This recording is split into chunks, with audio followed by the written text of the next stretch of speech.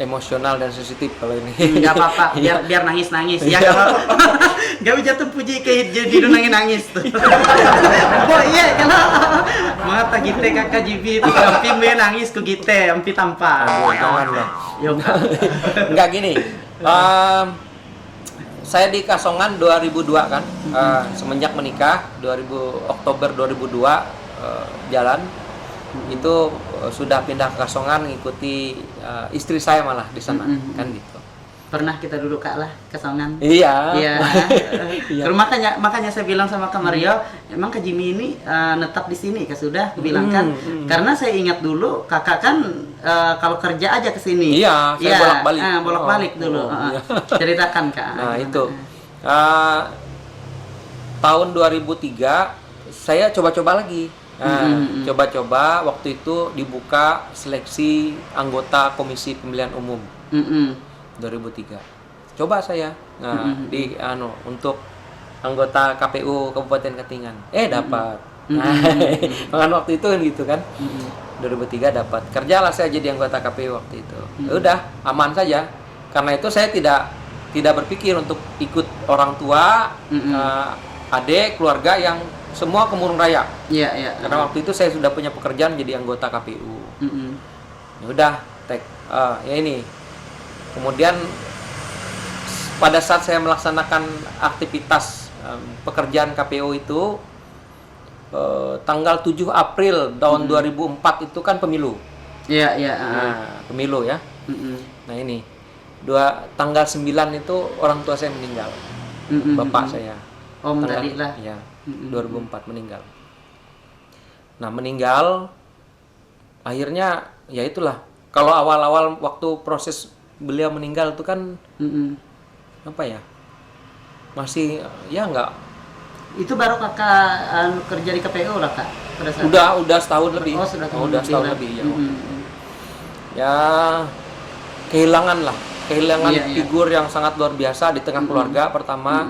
Yang kedua nggak nyangka karena usia beliau waktu itu masih 51 tahun, masih cukup muda. Hitungannya kan masih dalam rentang muda begitu. Kemudian beliau baru duduk sebagai kepala dinas itu kurang lebih 5 bulan di Murung Raya. Gitu. Dan memang kami keluarga besar sangat berharap itu orang tua kami itu, papa itu menjadi salah satu tokoh Murung Raya yang nantinya bisa dikaderkan menjadi salah seorang pemimpin di Murung Raya waktu itu. Ya, jadi kan kehilangan luar biasa itu. Itu secara keluarga besar. Dan kami selaku anak langsung kehilangan figur yang juga ini tiba-tiba hilang. Memang itu kan keluarga besar sosok yang memang kita jadi figur kita ya kayak jadi tiba-tiba hilang gitulah. Iya, dan itu sangat berpengaruh terhadap keluarga besar. Bayangkan dari tahun 76 tinggal di Palangkaraya ini sampai dengan itu rumah ini kan tidak pernah kosong. Iya. Beliau itu selalu memberikan generasi-generasi yang sifatnya baik, istilahnya optimal, potensial untuk menjadi maju dan lain sebagainya. Tiba-tiba kehilangan figur orang pengolah ini. Nah, itu yang saya rasakan pada saat itu. Kemudian tahun 2005 saya berpikir karena ada suatu hal gejolak perasaan dan lain sebagainya, kehilangan orang tua sangat luar biasa. Beliau dulu kan guru awal tahun 76 malah pernah jadi guru di SMA 1 Sampit. 79 80 beliau jadi guru SMA 1 Palangkaraya. Dan saya waktu kecil di usia sekitar 5-6 tahun antara tahun 80 81 itu sering diajak beliau ngajar di sekolah. Nah, jadi saya ditaruh masuk, saya terus di bawah meja gitu. Saya dengar dia ngajar, saya lihat dia di papan tulis gitu. Itu terekam di otak saya. Iya. Nah, terekam dalam sesuatu ingatan bawah sadar apakah gimana gitu ya. Ingatan masa kecil itu ya Kak. Karena orang bilang kan kalau anak-anak kecil ini susah untuk mengingat hal-hal masa Iya. lalu. Nah, tapi malahan Kak Jimmy ingat lah Kak. Ingat. Saya ingat. Soalnya jujur dari saya usia 7-8 tahun sekitar kelas 1 kelas 2 SD saya malah ngelatih SMA loh. Iya. Ngelatih SMA menari loh. Usia itu. Iya, iya. Usia 7-8 tahun tuh saya ditugaskan sama orang tua saya harus bisa. Kalau nggak dipukul. Wah, Iya. itu kalau papa dulu. Pukul, pak. Wah, akhirnya Tetek kue kalau yo, kue. Oh, sama ya, Ra. Jadi bisa nari, bisa ini dari kecil. Jadi kalau ada tugas, ada misalnya ada pemilihan siswa berbakat atau apa dari sekolah, itu ditugasin sama papa. Walaupun saya masih kelas 2 SD rasanya ngajarin. Saya ingat waktu itu pernah, mohon izin lah, SMP kelas 1 saya pernah ngajarin Kanda Elisa Lambung. Iya, tahu. Iya, saya sih satu SMP itu ingat saya pernah latihan di rumah ini. Masih kelas 1 SMP, beliau mau pemilihan Putri Citra apa lupa saya dulu. Seingat saya itu. Nah, itu terekam. Jadi waktu kehilangan figur itu tahun 2005 ada penerimaan dosen. Iya. Penerimaan dosen Universitas Palangkaraya. Terus kan hampir mungkin setiap bulan saya ke kuburan terus mendatangin beliau dan lain sebagainya. Keluarga ini benar-benar kehilangan figur dan lain sebagainya. Bisakah saya menjadi seorang figur yang baru? Iya. Nah itu. Jadi hal itu yang membawa saya akhirnya mencoba lagi. Coba-coba berhadiah terus ya. Tapi memang kalah coba akhirnya kok dapat gitu. Iya. Jadi dosen di Universitas Palangkaraya tahun 2005 itu. Itu awalnya. Karena coba-coba tadi lah Kak lah. Coba-coba berhadiah. Padahal nggak ada memang seperti cerita saya di awal, saya menekuni sesuatu tuh sebenarnya nggak tekun, cuman ada aja cara Tuhan. Oh, coba dong ini. Ada sesuatu yang kadang-kadang membisik, coba kamu ke situ. Iya. Yuk, coba aja. Terus ada jalannya. Pasti selalu gitu. Sampai sekarang. Jadi untuk merenungkan diri saya sebagai seorang dosen pun sampai sekarang tuh masih saya. Jujur, saya itu malah masih belum ngeh rencana Tuhan itu apa maksudnya. Iya, Menjalani pekerjaan kan sewajarnya ya. Kalau kita ngajar, kalau kita apa. Cuman ya tadi kalau kita seorang seniman tuh kan kadang-kadang ada sesuatu hal yang sifatnya di luar alam pemikiran normal tuh yang sifatnya intuitif namanya. Lalu karas sama pikir. Lalu karas kahnya sama iya kayak. Bukan malah berpikir maksudnya. Ada sesuatu hal di balik pikiran itu yang kadang-kala tuh selalu membuat pertanyaan dalam diri kita. Iya. Ada apa dalam hidup dan kehidupan gini? Kenapa saya jadi dosen? Kenapa saya itu biasa detail. Nah, itu Apalah bahasa. Ini kau kuteke lah, kau kan lulusan nih. Iya, benar itu. Ada hal yang mungkin orang nggak tahu, cuma kita tuh lebih dalam memikirkan. Iya. Bahasanya apalah kira-kira gitu. Selalu bertanya dapat sudah jawaban ini tanya lagi gitu. Misalnya tadi kalau pertanyaannya Yosef kan kenapa memilih berkesenian? Makanya akhirnya saya menemukan tadi. Iya, betul. Unsur ini tadi. Itu kalau saya. Tadi, ya, mungkin kalau Kasmario Bekenida kan. Kalau saya kan ketemu itu dia. Kalau buat saya. Nah, termasuk ini tadi ya kenapa jadi dosen? Itu belum dapat saya sampai sekarang. Cuman sedikit-sedikit mulai sekarang lama-lama jadi kaprodi. Padahal istilahnya dalam jangka waktu tertentu kalau dilihat hitungan range-nya waktunya mungkin belum saatnya sebenarnya. Masih tabela masih istilah senior lah. Ya, lebih senior, banyak lebih senior daripada kita yang lebih bisa layak ditempatkan. Ya, saya tidak kurang etis kalau menyebut nama kan banyak. Iya. Intinya yang dosen-dosen berkesenian yang lebih matang. Budayawan lebih matang di kampus. Dipercaya ada satu udah. Tapi tetap aja ada pertanyaan-pertanyaan. Ya.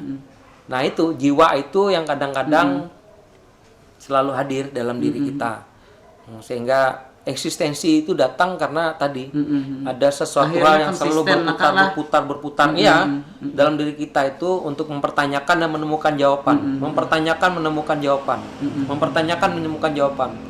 Kalau itu berhenti, berarti kita nggak punya gairah lagi untuk melakukan sesuatu. Iya, betul. Itu yang menyebabkan eksis menurut tema saya gitu. Iya, Kak, apa namanya? Ada 2 pertanyaan lagi nih, Kak Mariola. Mungkin Kak Mariola nanti silakan kalau mau nanya lagi. Ada 2 pertanyaan nih dari saya lagi nih, Kak. Kakak kan kehilangan sosok figur pada saat itu dan sampai sekarang Kak lah.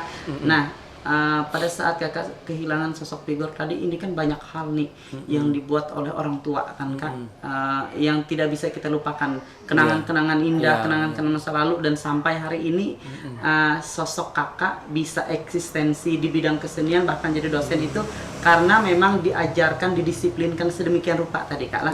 Nah, ada nggak satu pengalaman yang sampai hari ini Kakak nggak pernah lupa gitu loh? Apa yang pernah dibilang orang tua atau pengalaman apa gitu loh? Yang Nah, ini sensitif lagi. Iya, karena memang sengaja.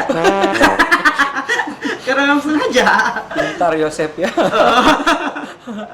Gini, memilih untuk kuliah di Jogja, mengambil menjadi mahasiswa di Institut Seni Indonesia Yogyakarta. Nah, itu suatu hal yang sampai sekarang itu tetap saja jadi pertanyaan, apakah karena ini akhirnya bentuk kualat begitu terhadap orang tua sehingga orang tua mendahului, mohon maaf ini agak sedikit sensitif, sehingga orang tua itu mendahului daripada apa yang seharusnya usia seharusnya, misalnya bisa lihat cucu kan gitu kan, lihat cucu 1, cucu 2, cucu 3, cucu 4 dan seterusnya. Ini baru cucu 1 sudah pergi gitu kan.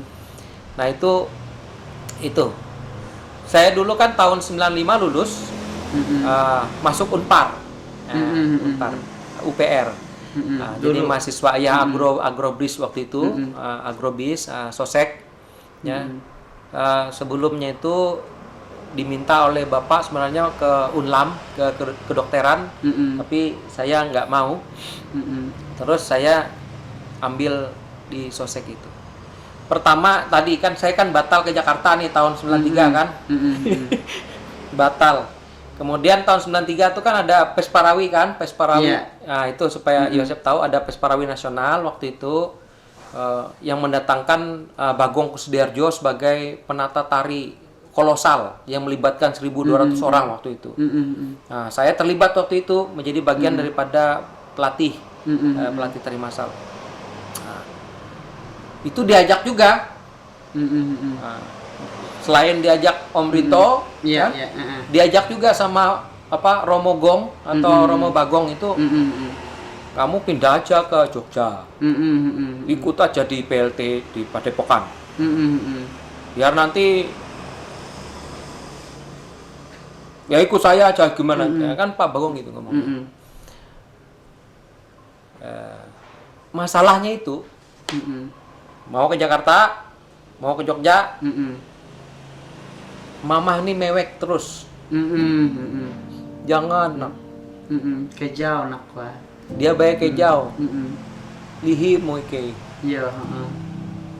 Lihi moike wah. Oleh zaman dulu kalah masih komunikasinya agak sulit lah kalah. Iya maksud ya. Iya kan? Komunikasi agak sulit, telepon nggak ada kan masih pakai wartel. Iya. Wartel pemirsa. Belum ada HP loh itu kan dulu gitu. Kadang-kadang pakai surat dan lain sebagainya masih. Hela nak kejauh ke bareke, kejauh ke baru bekasmu. Tahi kau melike kare. Nah itu perenungan saya loh. Waktu itu saya nggak renung. Jadi saya lawan lagi tahun 95. Papa waktu itu lagi sekolah Spama, ya Spama, sekolah administrasi negara tingkat Madya kalau nggak salah Spama ya. Itu untuk proses kenaikan pangkat, kemudian jabatan struktural beliau tahun 95 itu di Cipayung kalau tidak salah. Itu saya telepon, Pak ada yang mau saya omongin. Itu posisi kakak di mana pada saat? Di Palangkaraya. Kenapa nak?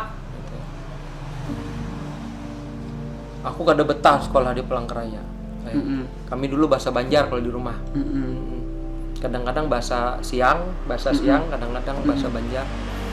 Kada betah, Pak. Aku anak sekolah di ISI, Jogja. Masuk Unpar, masuk kedokteran, masuk apa walaupun aku jurusan biologi, itu sekolahku. Aku yang pasti aku sudah menyelesai sekolah biologi sesuai kehendak papa. Aku hendak jadi seorang seniman. Kurang lebih 2 menit diam telepon. Pak, gimana Pak? Aduh, nak.